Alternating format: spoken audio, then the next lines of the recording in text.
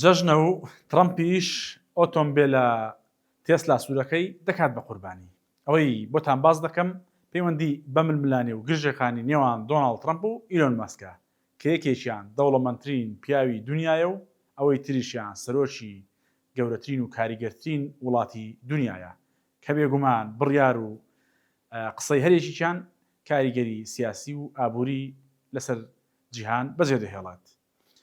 بەپێی سەرچاوەکانی کۆشکی سپی کە بە میدیا ئەمریکیەکان ڕاگەیاندووە دۆناڵد ترامپ نیگەرانە بۆیە بڕیاری داوە ئەو تێسلا سوورەی کە لە مانگی سێ ئەمساڵ کڕیوەتی بیفرۆشێت. جا من شایدی ئەوەشی بۆ دەدەم ئەو تێسلایە لێ نەخوردراوە وەڵا کیلۆمەتر سفرە و بێتە قەوڕەقێ و هەر مشتێک بچێتە سەری دەتوانێت دڵی بگرێت و لێی بخڕێت. ئەوەی جێگای سەرنجە گرژەکانی نێوان ئەم دوو کەسایەتیەیە کە دوو هاوڕێی گیانی بەرجیانی یەکتری بوون و موو لە نێوانیان دەرنەدەچوو. ئیلۆن مەسک لە کەمپەینی هەڵبژاردننی سەرۆکایەتی ئەمریکادا بە تەواوەتی پشتگیری دۆناڵد ترامپی کرد و ملیۆنان دلار کە وەک باز دەکرێت 275 میلیۆن دلاری بۆ کەمپەینە سەرف کردووە تا ترامپ ببێت بە سەرۆک. هەر لەگەڵ ترامپیش بوو بە سەرۆک کەوتە ستایش بۆ ئیلۆن مەسک و تەنانەت ئۆتۆمبیلی کارەبایی کە ترامپ جاران زۆر دژی بوو لە کاتێکدا کە ئەو ئۆتۆمبیلە سوورەی کڕی کۆڵێک وەسف و سەنای ئەو ئۆتۆمبیلەی کرد. بەڵام ئەمڕۆ پاشگەز بۆتەوە و بڕیاری داوە بیفرۆشێ.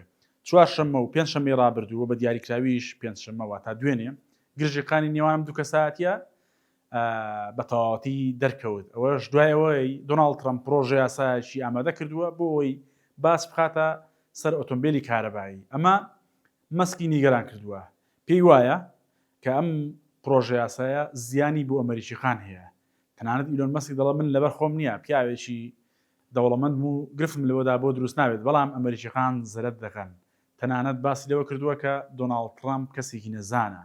لە بەرامبەردا دۆناڵد ترامپ دەڵێ لە بەرژەوەندی ئابوووریەکانی مەسک دەدرێت بۆیەوە دژی دەوەستێتەوە. دواتر ئیلۆن مەسک وەڵامی دەداتەوە وەکو جۆرێک لە هەڕەشە و هۆشداریش بۆ لە بەرپرسە سیاسیەکانی وڵاتە دەڵێ خۆتان بڕیار بدەن ئەگەر لەگەڵ ترامپن ئەو 3 ساڵ و نیوی تری ماوەکە لە سەرۆکاتی بەردەوام دەبێت بەڵام من 40 ساڵی تر واتە ئیلۆن مەسک 40 ساڵی تر لە مەیدانەکە ئامادەی هەیە.